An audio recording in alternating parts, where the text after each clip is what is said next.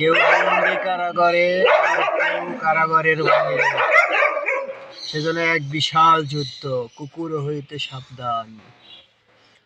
বাহির থেকে হুংকার দিয়ে সিংহের মতন চলে গেল, ভিতরে বসে বাঘের মতন গর্জন করিল।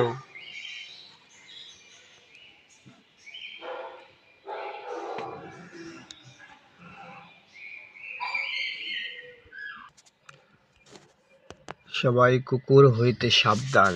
দেখলেন তো, বাহির থেকে একদল সন্ত্রাসী এসে সিংহের মতন গর্জন করে গেল, আর একদল ভিতরে গেটের ভিতরে বসে বাঘের মতন গর্জন করলো, আবার চলে আসছে। দেখেন, এখন আপনারাই বলেন যে বাহিরে ছিল সে সিংহ না যে ভিতরে ছিল সে সিংহ।